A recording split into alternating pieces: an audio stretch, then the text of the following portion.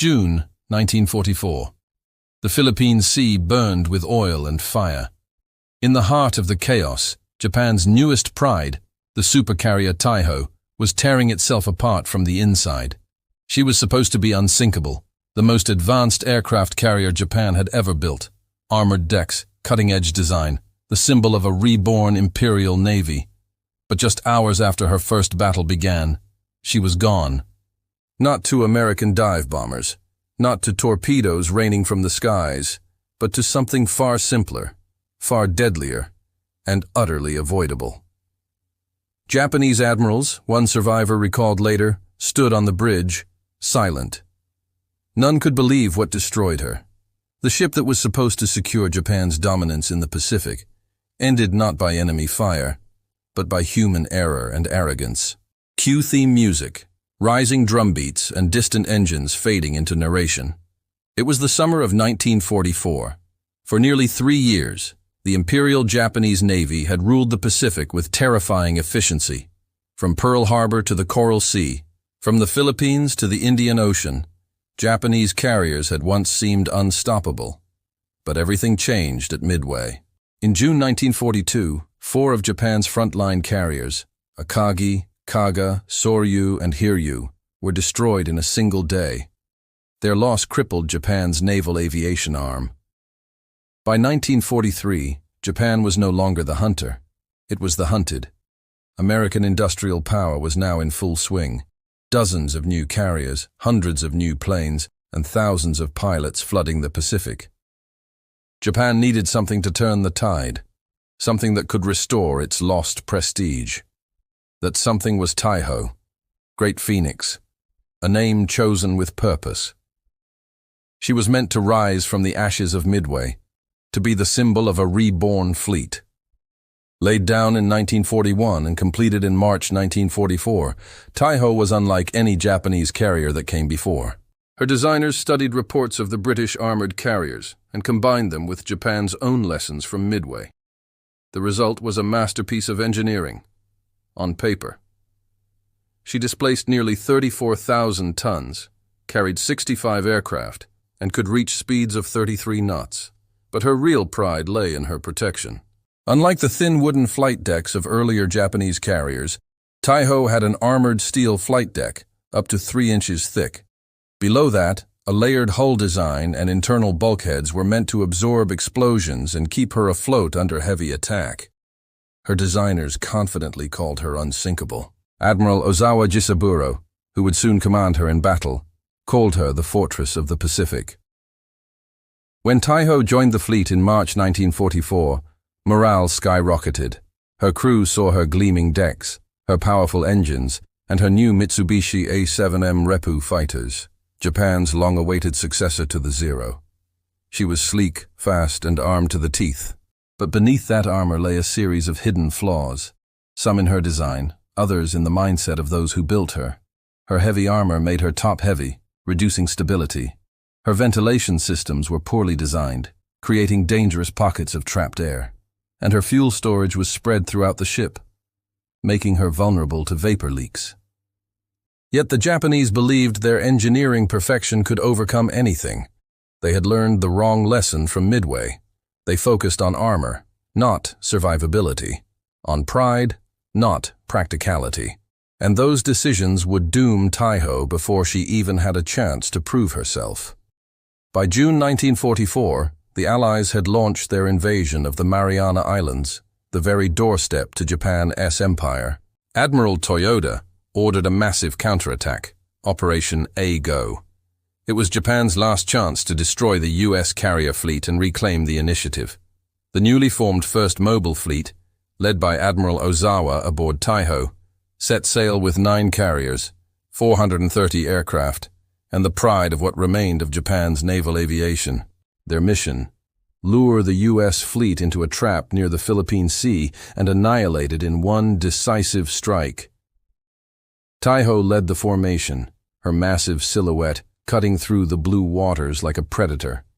The men aboard were confident. They believed this would be the battle to restore Japan's honor. But fate had other plans. On the morning of June 19, 1944, The Japanese fleet launched its first wave of attacks toward the American carriers. But unknown to them, U.S. submarines were already stalking from the depths below. The American submarine USS Albacore, commanded by Lieutenant CMDR James Blanchard, had picked up the approaching Japanese fleet at dawn. Through his periscope, Blanchard couldn't believe what he saw. A massive new carrier unlike any he'd ever seen. It was Taiho. He gave the order. Fire all forward tubes. 6 torpedoes left the Albacore's bow, slicing silently through the Pacific toward Japan's prize supercarrier. Only one would hit, but it would be enough to alter the course of naval history. The Taiho shuddered as the torpedo exploded against her hull near the starboard aviation fuel tank. The explosion seemed minor. No massive fires. No immediate flooding. On the bridge, Admiral Ozawa was calm. "We've been hit," he said, "but it's nothing serious. Continue flight operations." He had no idea that beneath his feet, death was already spreading. Damage control crews rushed below decks to inspect the damage. They found fuel seeping into the lower compartments, but no flames. The ship seemed stable. Then came the mistake. To clear the fumes, the crew opened the ventilation system, a network of ducts that spread throughout the ship. The invisible fuel vapor began to travel, quietly, dangerously, through the entire carrier. Men could smell gasoline in the air, but orders were to keep launching planes. The Japanese had learned one lesson from Midway: never stop flight operations. What they hadn't learned was when to stop and save the ship. Deep inside the carrier, vapors built. Pressure rose, and one spark, just one spark, was all it would take. The pride of Japan's Navy was now a floating bomb. And time was running out. Every rivet on the Taiho's hull carried the weight of a nation's shame. 2 years had passed since the catastrophic Battle of Midway, yet the shock still haunted every officer in the Imperial Navy. In that single battle, Japan's most elite carriers, Akagi, Kaga, Soryu, and Hiryu, were obliterated in just a few hours by American dive bombers. Midway shattered Japan's illusion of naval invincibility. It wasn't just ships that were lost that day. It was confidence. Japanese Naval Command vowed that such a disaster would never happen again. They blamed their carriers' thin wooden decks and lack of armor for their quick destruction. They believed the solution lay in building a fortress that could float. Thus began the dream of Taiho, the great phoenix rising from the ashes of Midway. The shipyards at Kure Naval Arsenal buzzed with urgency in July 1941, even before Pearl Harbor. Japan's engineers had studied British carrier designs, particularly the Illustrious class, which had survived repeated bombings thanks to armored decks. They wanted to combine British resilience with Japanese speed and efficiency. The result was breathtaking on paper. Taiho would be the first Japanese carrier with an armored flight deck, capable of resisting 500-pound bombs. Her hangars would be enclosed in steel bulkheads, designed to prevent the kind of chain reaction explosions that doomed Akagi and Kaga. She could carry up to 65 aircraft, including the new A-7M Repu fighters and D-4Y Suisei dive bombers, both faster and more powerful than the old Zero. But her true marvel was her engine power. 4 turbines generating 160,000 horsepower, propelling her at 33 knots, rivaling America's fastest carriers. When she launched in April 1943, naval officers lined the docks, staring in awe. Her sleek, armored profile gleamed in the morning sun. "At last," said one engineer proudly, "a carrier worthy of the Emperor." By 1944, however, the world around Taiho had changed dramatically. Japan's once feared navy was now fighting with its back to the wall. The Americans were producing carriers faster than Japan could build planes. In the U.S., factories were churning out Essex-class carriers at the rate of 1 per month, each carrying nearly 100 aircraft. Meanwhile, Japan could barely replace its pilot losses. Its new recruits were rushed through training, inexperienced, nervous, and often terrified in combat. But the Japanese High Command still clung to its code of honor and overconfidence. They believed that one decisive battle could change everything, just as Tsushima had done in 1905 against Russia. To them, Taiho wasn't just a ship. She was destiny itself. In early June 1944, Japan's top admiral, Jisaburo Ozawa, was given command of the first mobile fleet. He was a brilliant tactician but faced an impossible situation. His orders from Tokyo were clear. Destroy the American carrier force attacking the Marianas. This was Operation Eigo, Japan's final desperate attempt to halt the U.S. advance. Ozawa AS fleet consisted of 9 carriers and 430 aircraft, the largest carrier force Japan had assembled since Midway. At the center of it all stood Taiho, the pride of the fleet and Ozawa's flagship. To the Japanese, she was their trump card, a ship that could take a hit and keep fighting. The men aboard her were filled with confidence. The decks were bustling with activity, crews preparing planes, arming bombs, checking engines. Pilots bowed to each other before takeoff, whispering prayers to the Emperor. No one aboard Taiho could have imagined that within 12 hours, their ship, the unsinkable fortress, would vanish beneath the waves. Far beneath the Pacific's shimmering surface, another hunter was waiting. The USS Albacore, an American Gato-class submarine, was on patrol southeast of the Marianas. Its commander, Lieutenant CMDR James W. Blanchard, had been tracking Japanese radio traffic for days. Early on June 19, 1944, his sonar operator picked up a low rumble, multiple propeller signatures approaching fast. Moments later, periscope raised. Blanchard saw it, a vast formation of ships cutting across the ocean. In the center, larger than anything he'd seen before, was a carrier unlike any in the Pacific. Blanchard didn't know it, but he was staring at Taiho. "That's a big one," he whispered. "Let's get her." At 7:45 a.m., the Albacore maneuvered into position, bow facing the massive ship. Blanchard ordered, "Fire all 6 forward tubes." 6 torpedoes streaked silently through the deep blue water. Japanese lookouts spotted their trails and shouted warnings. "Torpedoes! Starboard side!" The Taiho's helmsman swerved hard to port. 5 torpedoes missed, but one found its mark. The explosion rocked the ship. Men were thrown off their feet. Smoke filled the lower decks. A direct hit had struck Taiho near her forward aviation fuel tanks. At first, the damage seemed minor. No catastrophic flooding, no fires. The mighty Taiho had survived a torpedo strike. On the bridge, Admiral Ozawa was composed. "We've taken a hit," he said calmly, "but we can continue operations." He was wrong.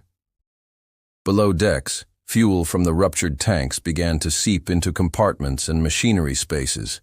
Crewmen could smell it, that sharp, metallic sting of aviation gasoline. The officers believed the worst was over. They had sealed off the damaged compartments.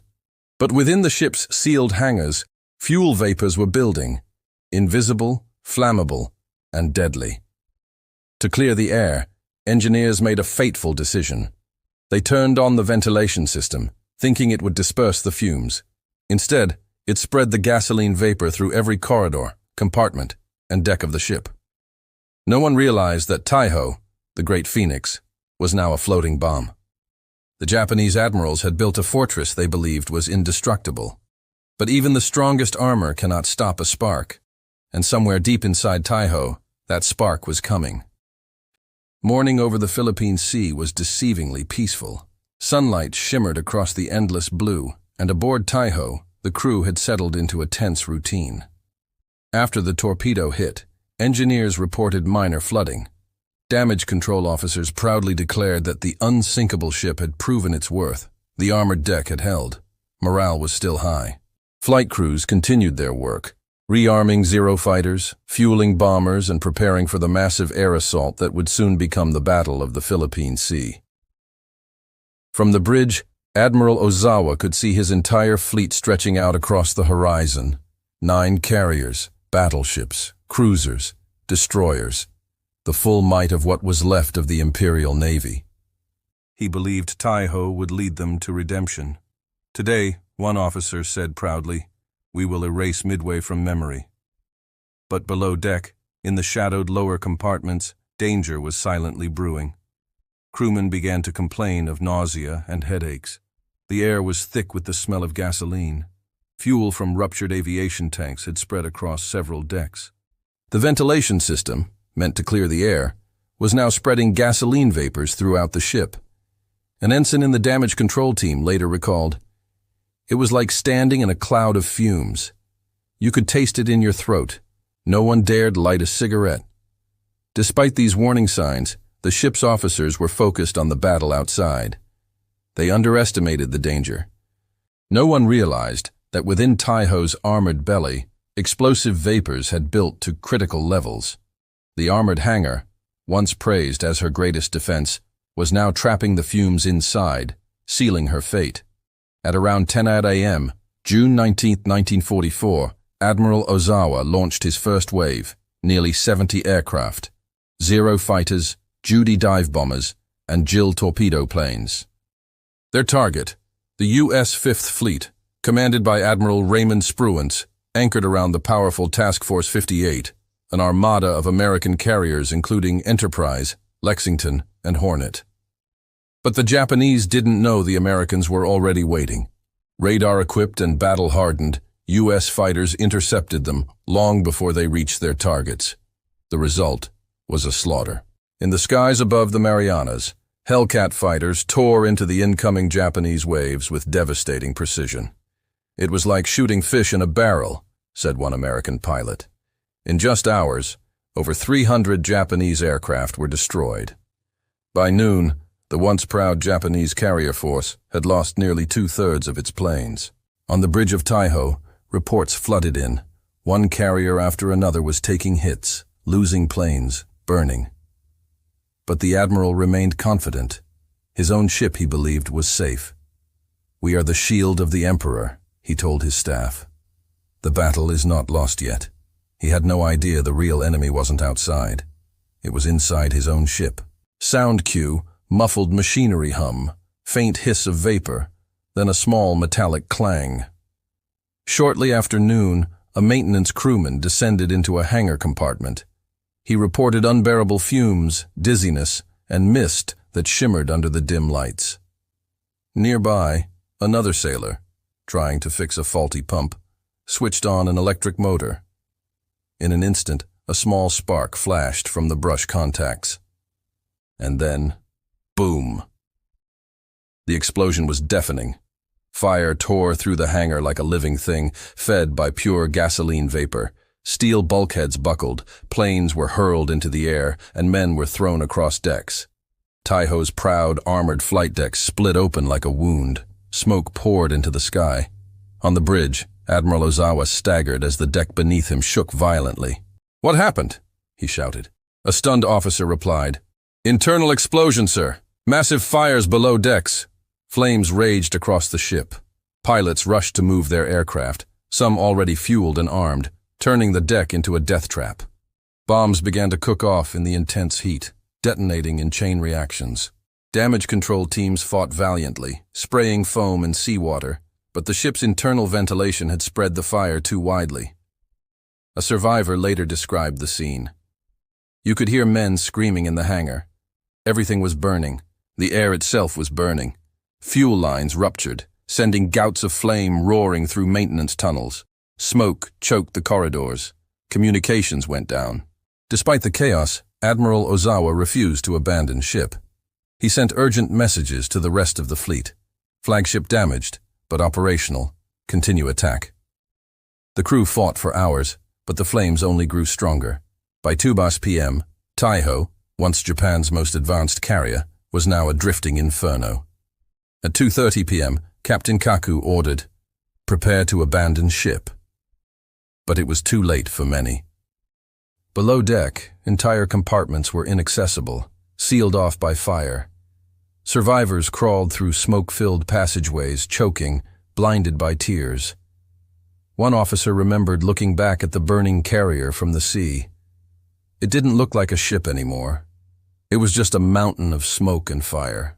Admiral Ozawa reluctantly transferred his flag to the carrier Zuikaku, shouting his last order before leaving, "Save as many men as you can." As his launch pulled away, he turned and saw the mighty Taiho, her once proud bow dipping lower with each passing minute. The ship that was meant to save Japan was dying, not from bombs or torpedoes, but from its own fatal flaw. The Japanese had built a floating fortress, yet it was a fortress undone by the very innovation that made it powerful. But Taiho's end was not yet complete. Her final moments would be both tragic and eerily poetic. By mid-afternoon on June 19, 1944, the once majestic Taiho was a ghost. She drifted slowly, smoke pouring from her shattered flight deck, her engines silent. The sea around her shimmered with oil and debris. Hundreds of sailors clung to floating wreckage, coughing, burnt and dazed. Others still fought below deck, trapped behind collapsed bulkheads, trying desperately to reach the upper decks through the choking fumes. From miles away, destroyers could see her, a colossal pillar of black smoke stretching into the sky. The pride of the Imperial Navy, the ship that was supposed to be unsinkable, now looked like a volcano in the middle of the ocean. Yet even then, Japanese command didn't want to believe what was happening. Admiral Ozawa, now aboard Zuikaku, received mixed reports. Some claimed Taiho was stabilizing. Others said she was near death. He ordered all possible assistance sent to his flagship. But the damage was already irreversible. Inside the ship, Captain Kaku and his damage control teams refused to give up. The fire had destroyed most internal communications. Men relayed messages by running through smoke-filled corridors. Some never made it back. The armored design that once made Taiho revolutionary was now her coffin.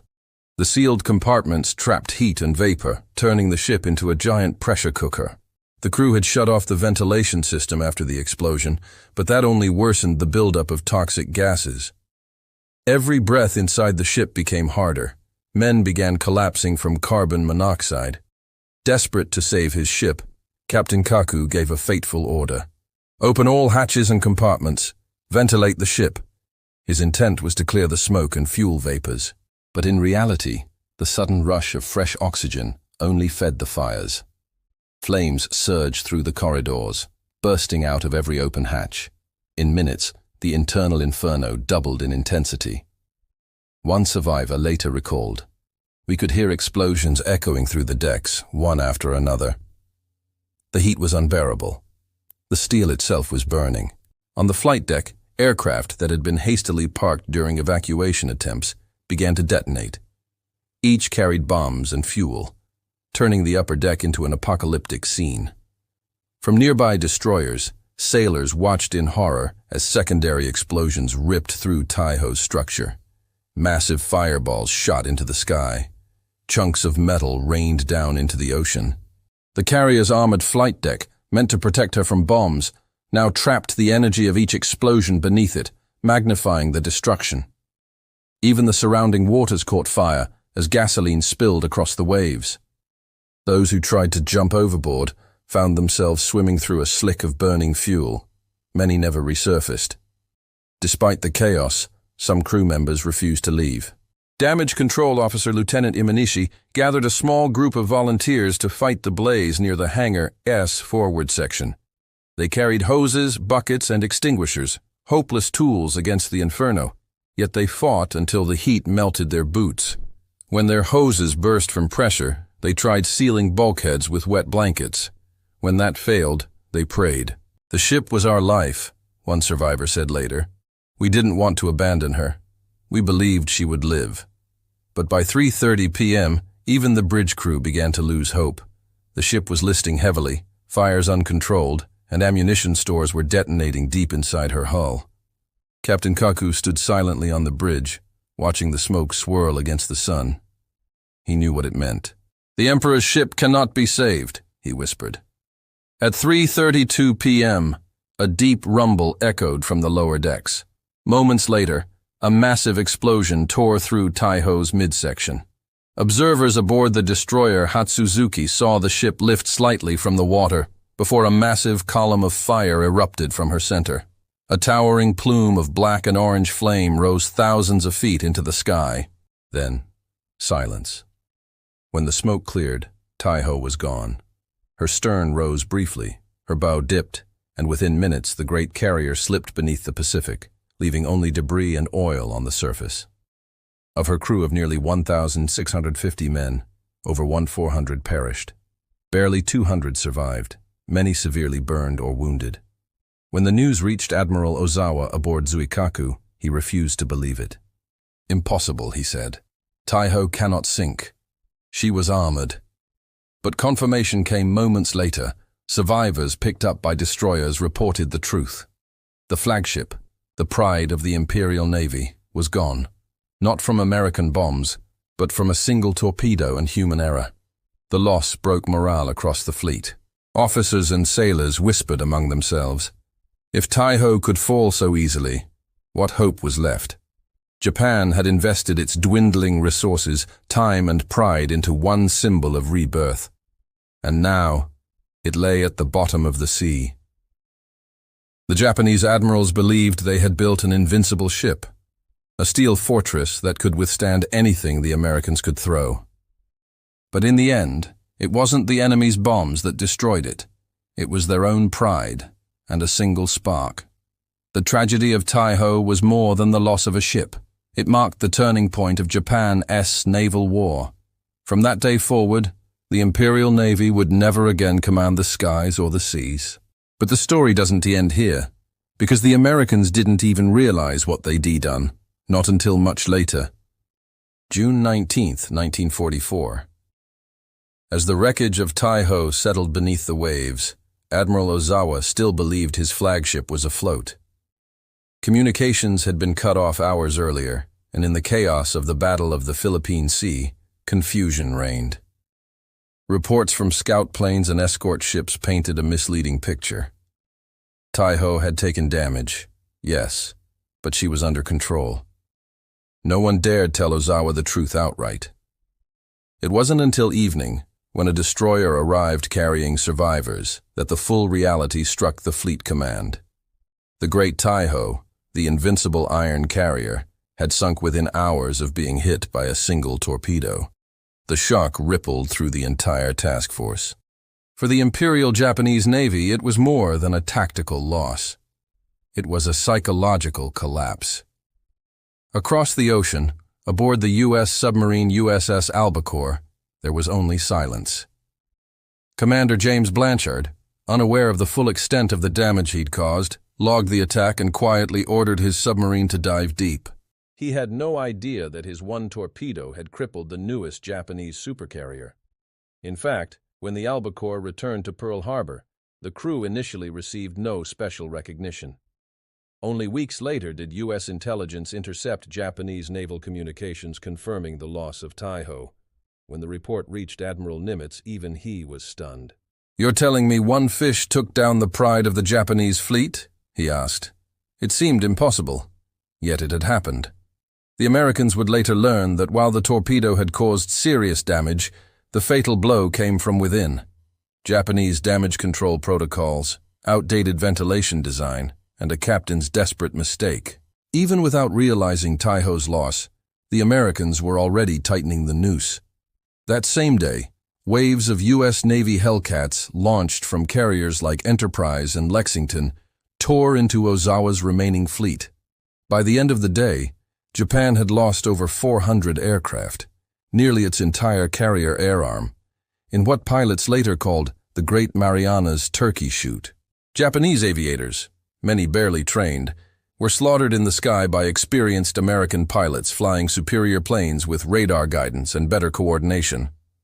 Admiral Ozawa tried to rally his forces, but with Taiho and Shokaku sunk, and Zuikaku barely escaping, the Japanese carrier force was effectively annihilated. By the night of June 20th, Ozawa ordered a full retreat. "We have lost the air," he radioed to Tokyo. "The seas are no longer ours." It was the first admission of defeat from Japan's most respected naval commander. Later that night, as Ozawa read the casualty lists, his hand trembled. The name Taiho stood out like a scar on the page. He had placed his faith in technology, in steel armor, thick decks, and advanced engineering. But in the end, those very features had doomed the ship. Inside the Tokyo Naval Ministry, officers sat in stunned silence when the report arrived. Flagship Taiho lost in action. Cause, Internal explosion following torpedo hit. No one wanted to believe it.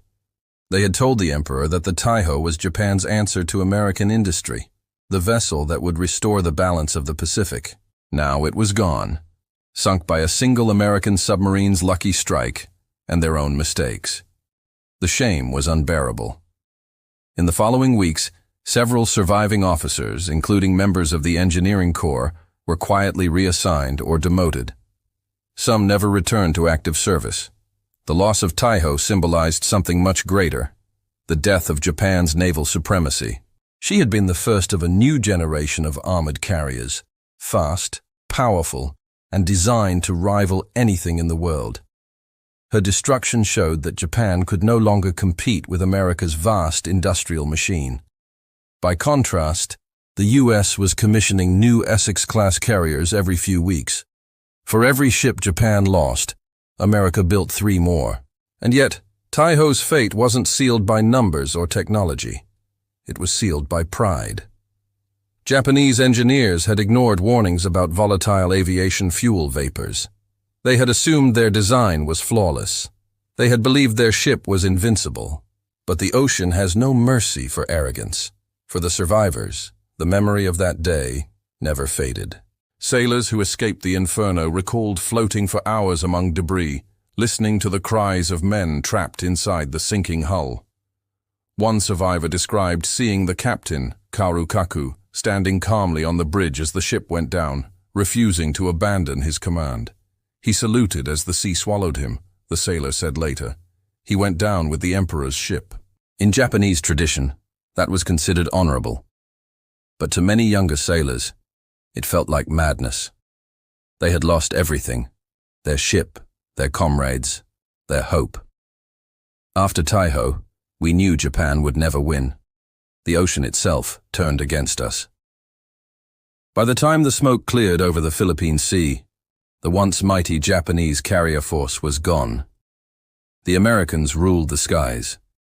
And deep beneath the waves lay the twisted remains of Taiho, a monument to ambition, hubris, and the unforgiving nature of war. The Admirals couldn't believe what had happened. They thought steel and armor could protect them from defeat. But war, like the sea, finds every weakness. And for Japan, the loss of Taiho marked the moment when the tide could never be turned again. The war in the Pacific would continue. But the Empire's fate was sealed that day, beneath the burning waves of the Marianas. When the survivors of Taiho were pulled from the sea, many were in shock, not just from what they'd witnessed, but from what it meant. For years, the Imperial Japanese Navy had been the pride of the Pacific, an unstoppable force of elite sailors and cutting-edge warships. Now, their most advanced aircraft carrier, their floating fortress, lay shattered beneath the waves after just a single hit. News of the loss reached Tokyo quietly. Official reports were censored to preserve morale, and the Emperor himself was initially told that the Taiho had sustained heavy damage but was being repaired. It would take months before the full truth reached the upper echelons of command. But among the officers who did know, there was no denying it. Japan's naval supremacy was dead. The destruction of Taiho came at the worst possible moment. The Battle of the Philippine Sea wasn't just another engagement. It was Japan's last real chance to stop the American advance toward the home islands. Without their flagship, and with hundreds of pilots lost, Japan's carrier fleet had been effectively neutralized. Even the surviving carriers, like Zuikaku, were nearly useless. They had decks but no planes, hangars but no experienced aviators to fill them. An American pilot who took part in the battle later recalled, "It was like watching giants fall in slow motion." The Japanese fleet looked terrifying on paper, but when the shooting started, they barely fought back. And he was right. The Taiho was more than a ship. She was the embodiment of Japan's belief that craftsmanship and courage could overcome industrial might. But in 1944, the war was no longer about craftsmanship. It was about production, logistics, and endurance. In the months that followed, the Americans continued their island-hopping campaign. Saipan, Guam, Tinian, pushing ever closer to Japan's doorstep. The loss of Taiho wasn't just a tactical victory, it was symbolic.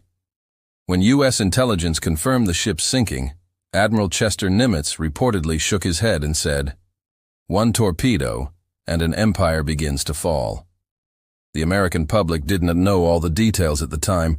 The battleless outcome was overshadowed by the invasion of the Marianas, but naval historians would later call the loss of Taiho the moment Japan's naval dream died. And what made it all the more remarkable was the irony behind it. The weapon that destroyed her wasn't a new secret bomb or a fleet of battleships. It was a single Mark 14 torpedo fired from a submarine that had been at sea for weeks, running on luck, courage, and silence. Years after the war, when declassified reports from both sides were compared, historians uncovered an astonishing fact. The Taiho didn't have to sink. Had Captain Kaoru Kaku not ordered the ventilation systems to run after the torpedo hit, the ship likely would have survived. Damage control officers had warned him the fuel vapors were dangerous, but in the chaos of battle, the captain made a fatal decision. Within an hour, the hangar turned into a floating bomb. One spark, possibly from an electric motor or even static discharge, ignited the vapor. The explosion ripped through the carrier's armored decks and sealed her fate. A simple, preventable error, magnified by the stress of combat, destroyed the most advanced ship in Japan's fleet. And here's the twist. The Taiho's design flaws were never fully revealed to the Japanese public during the war. It wasn't until post-war interviews and U.S. Navy studies that the full truth came to light. One Japanese engineer later admitted, with painful honesty, "We built a ship so strong it could withstand the enemy's weapons, but not our own mistakes." Today, the wreck of the Taiho lies somewhere in the Philippine Sea, more than 4,000 meters below the surface. No expedition has ever officially located her remains. She rests in darkness, surrounded by silence, a grave for more than 1,600 men who went down with her. For divers and historians, she's a haunting symbol of pride, innovation, and tragedy, all locked away beneath the crushing weight of the ocean. In Japan's naval archives, the Taiho is often remembered not as a failure, but as a lesson, a reminder of how overconfidence can sink even the mightiest ship. Her story echoes through time as a warning to every nation that believes technology alone can guarantee victory. The loss of Taiho marked the beginning of the end for the Imperial Japanese Navy. In the months that followed, Japan would lose Zuikaku, Shinano, and nearly every carrier they had left. By 1945, the once dominant fleet that had struck Pearl Harbor was reduced to rusting hulks and desperate kamikaze missions. Meanwhile, the U.S. Navy continued to grow. New carriers, bombers, and submarines poured out of American shipyards faster than Japan could count.